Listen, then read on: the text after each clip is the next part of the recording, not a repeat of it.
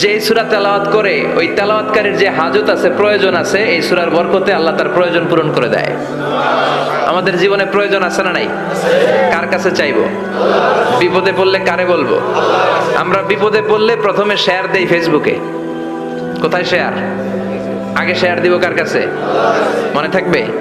বিপদে পড়লে ফেসবুকে শেয়ার দিব না, বন্ধুরে শেয়ার করব না, বউয়ের কাছেও পরে শেয়ার করব, আগে শেয়ার করব কার কাছে?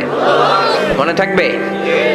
এজন্য বিশ্বনবী বলতেন এই সূরার নাম সূরাতুল কাদিয়া, মানুষের হাজত পূরণ করে দেয়। এই সূরা তেলাওয়াত করে যদি আপনি আল্লাহর কাছে কোনো বিপদ থেকে পানাহ চান অথবা কোনো প্রয়োজন নিয়ে দোয়া করেন, সূরার বরকতে প্রয়োজনটা পূর্ণ করে দেয় কে?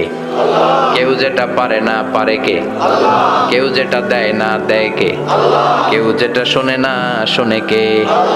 তাহলে পেলাম সূরাতুল কাদিয়া।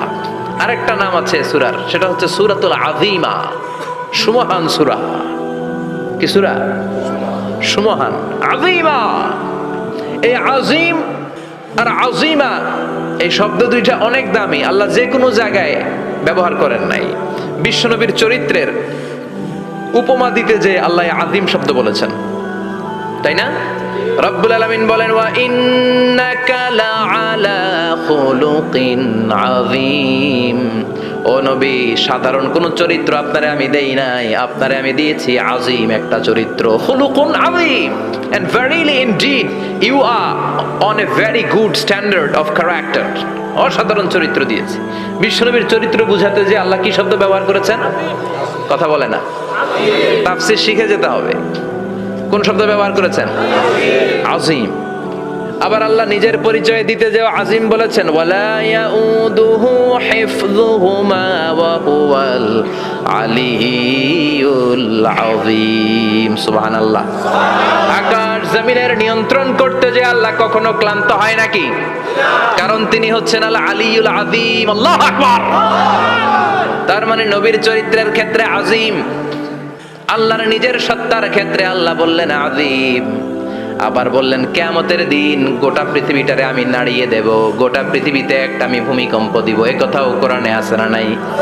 ইযা যুলজিলাতিল আরদু জিলজালাহা আল কারিয়াতু মাল কারিয়া। পুরো পৃথিবী কাঁপিয়ে দিব। এই কাঁপাকাঁপিটা ওই দিনের ভূমিকম্পটা কি অন্যান্য সময়ের ভূমিকম্পের মতো হবে? এই ভূমিকম্পকে আল্লাহ বলেছেন আযীম। ইন্না জালজালাতাস সাআতি লা শাইউন আযীম। সেদিনের ভূমিকম্প সাধারণ কোনো আর্থকোয়েক নয়, সাধারণ ভাইব্রেশন না, এটা আযীম। আবার আল্লাহ কোরআনকেও আযীম বলেছেন, ওয়ালাকাদ আতাইনাকা সাবআম মিনাল মাসানি ওয়াল কুরআনাল আযীম। ও নবী, আমি আপনারে নিত্য পাঠনীয় শব্দবাক্য সূরাতুল ফাতিহা দিয়েছি, সাথে সাথে কোরআনে আযীম দান করেছি। সুবহানাল্লাহ। তার মানে কোরআনের ক্ষেত্রে আযীম, কিয়ামতের ভূমিকম্প এটা আযীম, আল্লাহ নিজেও আযীম, বিশ্বনবীর চরিত্র আযীম। আবার এই সূরাটাও যেহেতু দামি, এজন্য এই সূরার নাম সূরাতুল আযীমা, সূরাতুল সুমহান সূরা। এটা যেন তেন সূরা নয়, এটা তো কোরআনের কলব। কলব ছাড়া মানুষ বাঁচে? হার্ট ফাউন্ডেশনে যেয়ে দেখবেন মানুষের কি অবস্থা। হৃদরোগ, হৃদয় যার নষ্ট, তার যে কত কষ্ট। এই যে কি পরানো লাগে এখন? রিং পরায়, এনজিওগ্রাম, এনজিওপ্লাস্টি করে আর্টারি ব্লক করে ফেলে। চর্বি, এত চর্বি আমরা খাই, এত গরুর গোশত আমরা খাই। মনে রাখবেন, যেই প্রাণীর পা বেশি ওইটার ভিতরে কোলেস্টেরল বেশি। মাছের কয় পা? হ্যাঁ, নাই, এখানে নাই, মাছের পাটা নাই, কোলেস্টেরলও নাই। মুরগির কয় পা? জোরে বলতে হবে। তার মানে কিছু কোলেস্টেরল আছে না নাই? গরুর কয় পা? কোলেস্টেরল বেশি না কম? এইবার কোন চিংড়ির কয় পা? সবচেয়ে বেশি কোলেস্টেরল কন্টেইন করে শ্রিম্প, প্রন, চিংড়ি। এজন্য এগুলো কম খাইতে হবে। তবে 40-এর আগে যারা আছেন ধুমায়া খান, 40-এর পরে এই যে মাটন, ল্যাম্প, ছাগলের গোশ, খাসির গোশ, চিংড়ি, এগুলো আপনার ডায়েট থেকে বাদ দিয়ে দিতে হবে। বুঝতে পেরেছেন? এজন্য এই সূরাটা যেন তেন সূরা নয়, এটা তো কোরআনের কলিজা, হার্ট, হৃদয়। এজন্য সূরাটা সূরাতুল আযীমা। সুবহানাল্লাহ পড়ে। তার মানে এক নম্বরে পেলাম সূরাতুল কাদিয়া, 2 নম্বরে পেলাম সূরাতুল আযীমা, 3 নম্বরে সূরার আরেক নাম হলো সূরাতুল মুইম্মা। সূরাতুল মুইম্মা, মুইম্মার 2 অর্থ। এক অর্থ হচ্ছে এটার বরকতটা আম, সবার জন্য, যেই পড়ে সেই বরকত পায়, এজন্য মুইম্মা। আবার মুইম্মার আরেক অর্থ হচ্ছে যেই সূরা শত্রুকে অন্ধ করে দেয়। কি করে দেয়? এই সূরার প্রথম 9টা আয়াত যদি বিপদে পড়ে, শত্রুর কবলে পড়ে আপনি তেলাওয়াত করেন, শত্রুর চোখটারে অন্ধ করে দিবে কে? আল্লাহ। বিশ্বনবী মক্কা থেকে যখন মদিনায় যায়, হিজরতের সময় বিশ্বনবী সূরাতুল ইয়াসিনের প্রথম 9টা আয়াত তেলাওয়াত করলেন। তেলাওয়াত করে আল্লাহর নাম নিয়ে ঘর থেকে বের হলেন। আশেপাশে কাফেররা ঘুরে কিন্তু বিশ্বনবীরে দেখে না, সবাই খেলে এরকম এরকম করে, ডানে বায়ে হাতায় বিশ্বনবীর সামনে দিয়ে যায়, কিন্তু কাফেরদের চোখ অন্ধ করে দিয়েছে কে? আল্লাহ। এজন্য কোরআন তেলাওয়াত করলে কাফেরদের চোখকে অন্ধ বানায় দেয় কে? আল্লাহ। এজন্য সূরার একটা নাম হচ্ছে সূরাতুল মুইম্মা। কি নাম? অন্ধ করে দেয়। তাফসিরে কুরতুবীর মুসান্নিফ ইমাম আল কুরতুবী, উনাকে জালিম বাদশা বন্দী করেছিল। ওনার তাফসিরে এসেছে উনি শক্তিশালী লোক ছিলেন, জেলখানা ভেঙে বাঁচার জন্য দিছে দৌড়। উনারেও ধরার জন্য জালিম বাদশার সৈনিকেরা ঘোড়া নিয়ে রওনা হয়েছে। উনিও দৌড়ায়, ঘোড়াও পেছন থেকে আসে। ওমিয়া মানুষ কি ঘোড়ার দৌড়ের সাথে পারে? উনি হাঁটতে হাঁটতে হয়রান হয়ে এক বালুর ময়দানে যে ধপাস করে পড়েছে। ওরাও ঘোড়া দিয়ে এসে নেমেছে, কিন্তু আজীব তামাশা, উনি বালুতে ধপাস করে পড়েই সূরাতুল ইয়াসিনের প্রথম 9 আয়াত তেলাওয়াত করতে শুরু করেছেন। ওরা নিচে নেমে ডানে বায়ে সামনে পিছনে খালি খুঁজে, কিন্তু দেখে না, সামনে কিন্তু বসা। ওদের চোখটার অন্ধ করে দিছে কে? আল্লাহ। বিশ্বাস হয়? ঈমান হয়? এজন্য বিপদে পড়লে সূরাতুল ইয়াসিনের প্রথম 9 আয়াত পড়তে রাজি আছেন? আল্লাহ তুমি তৌফিক দাও। আরো জোরে পড়েন আমিন। এজন্য আল্লাহ চমৎকার ভাবে এই সূরাটা শুরু করে দিলেন। 2টা কাটা অক্ষর দিয়ে আল্লাহ বললেন ইয়াসিন ওয়াল কুরআনিল হাকীম ইন্নাকা লামিনাল মুরসালিন আলা সিরাতিম মুস্তাকিম। পড়েন সুবহানাল্লাহ। ইয়াসিন সূরাটা শুরু করলেন কি দিয়ে? এটা কি কোনো বাক্য? এটা কি কোনো শব্দ? এটা কি অক্ষর? 2টা। প্রথম অক্ষরের নাম, দ্বিতীয়টা আওয়াজ করে বলেন, প্রথম অক্ষরটার নাম, দ্বিতীয়টা। খুব চমৎকার না? বাক্য দিয়ে এই সূরাটা শুরু করে নাই। যেমন ইযা জুলজিলাতিল আরদু জিলজালাহা, এই সূরার প্রথম আয়াত, এটা একটা বাক্য না? আচ্ছা। ওয়াদ-দুহা ওয়াল-লাইলি ইযা সাজা, বাক্য না? কিন্তু ইয়াসিন এটা কি কোনো বাক্য? এটা কি কোনো শব্দ? না, এটা কাটা 2টা অক্ষর। সুবহানাল্লাহ পড়েন। আল্লাহ 114টা সূরার প্রায় 29টা সূরা এরকম কাটা কাটা অক্ষর দিয়ে শুরু করেছেন। সুবহানাল্লাহ নাই? এই 29টা সূরা কখনো আল্লাহ একটা অক্ষর দিয়ে শুরু করেছেন, কখনো 2টা অক্ষর দিয়ে, কখনো 3টা দিয়ে, কখনো 4টা দিয়ে, কখনো 5টা দিয়ে। একটা অক্ষর দিয়ে আল্লাহ কোরআনের সূরা শুরু করেছেন। এরকম একটা সূরা বলেন, নুন ওয়াল কলামি ওয়া মা ইয়াসতুরুন। নুন, নুন দিয়ে সূরা শুরু হয়ে গেছে। তারপরে কফ, এক অক্ষর দিয়ে সূরা শুরু হয়ে গেছে। সুবহানাল্লাহ পড়েন। সুবহানাল্লাহ। এবার বলেন 2 অক্ষর দিয়ে সূরা শুরু হয়েছে এরকম সূরা বলেন। আমিন। এত দূরে যান কেন? এটা আছে না নাই? ইয়াসিন। সুবহানাল্লাহ পড়েন। ইয়াসিন 2 অক্ষর দিয়ে। তারপরে হামিম। এবার 3 অক্ষর দিয়ে আল্লাহ সূরা শুরু করছেন এরকম, আলিফ লাম মিম তা সিন মিম। আল্লাহু আকবার। আবার 4টা অক্ষর দিয়ে সূরা শুরু হয়েছে এরকম আছে না নাই? হাফেজ সাহেব কোন? আলিফ লাম মিম রা, আলিফ লাম মিম সাদ আছে না নাই? আবার 5টা কাটা অক্ষর দিয়ে সূরা শুরু হয়েছে এরকম সূরাও আছে না নাই? সূরা মারিয়ামের শুরুতে কি আছে? কাফ হা ইয়া আইন সাদ। সুবহানাল্লাহ পড়েন।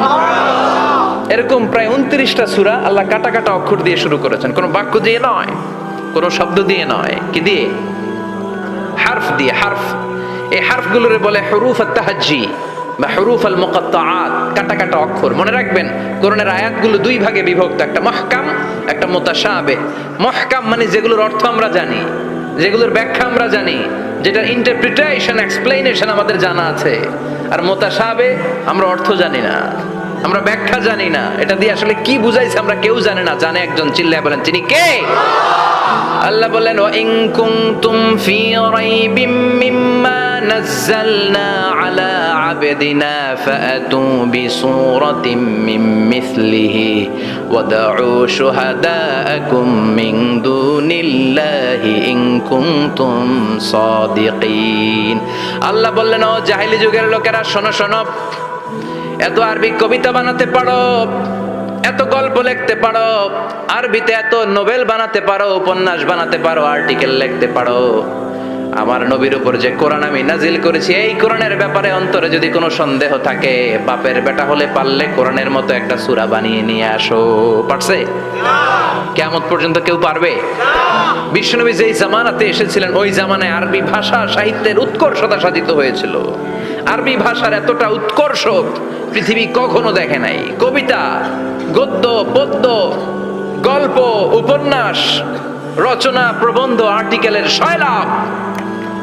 এই ভাষা সাহিত্যিকদের চোখে আঙ্গুল দিয়ে আল্লাহ বুঝাতে চাইলেন, এত অর্থ করতে পারো, এত ব্যাখ্যা জানো, এত বড় বড় বুলিয়া ওড়াও, এত কিছু তুমি জানো, তাহলে বলো ইয়াসিন অর্থ কি? সুবহানাল্লাহ কইবেন না? তাইলে বল, নুন অর্থ কি? কফ মানে কি?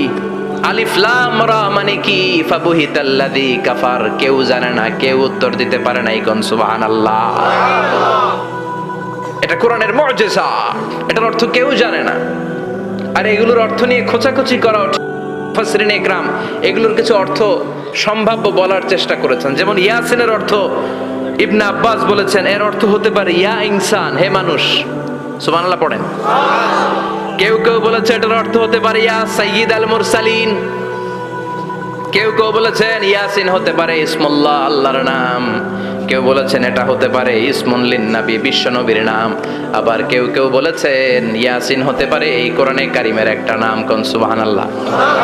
এই সম্ভাব্য সব কথাগুলো বলে পৃথিবীর সব মুফাসসিররা বলতে বাধ্য হয়েছেন আল্লাহু আ'লামু বিমুরাদিহি বিহি। এটার দ্বারা আসল অর্থ যে কি এটা আমরা কেউ জানি না। জানে কে? আল্লাহ। চিৎকার করে বলতে হবে, জানে কে? তাহলে ইয়াসিন মানে আমরা জানি না। ইয়াসিনের অর্থ আমরা ছেড়ে দেব কার উপর? এরপর আল্লাহ বললেন ওয়াল কোরআনিল হাকিম, প্রজ্ঞাময় বিজ্ঞানময় কোরআনের শপথ। ওয়াল কোরআনিল হাকিম, বিজ্ঞানময় প্রজ্ঞাময় কোরআনের শপথ বা কসম। ওয়াল কোরআনিল হাকিমে যে ওয়া, এই ওয়াটারে আরবিতে বলে ওয়া আল কাসামিয়া। কি বলে? ওয়া আল কাসামিয়া, কসম কাটার জন্য আল্লাহ এই ওয়া ব্যবহার করেছেন। যত জায়গায় কোরআনে আল্লাহ কসম কেটেছেন ওই কসমের শব্দটার আগে ওয়া আছে না নাই? ও মিয়া, কোরআনে আল্লাহ সময়ের শপথ করেছেন, কসম কেটেছেন, যুগের কসম কেটেছেন। যুগের সময়ের আরবি হলো আল আসর। এই আসরের আগে ওয়া আছে না নাই? কি বলছে আল্লাহ? ওয়াল আসর, ওয়াল। আবার তিন ফলের কসম আল্লাহ কোরআনে কেটেছেন। কি বলেছেন? ওয়াত্তিন মানে তিনের কসম। জাইতুনের কসম কেটেছেন, বলেছেন ওয়াজ জাইতুন। তুর পাহাড়ের কসম কেটেছেন, বলেছেন ওয়া তুর সিনিন। যত জায়গায় কসম তত জায়গায় ওয়া আছে না নাই? পাহাড়ের নামে কসম কেটেছেন, আল্লাহ বলেছেন ওয়া তুর।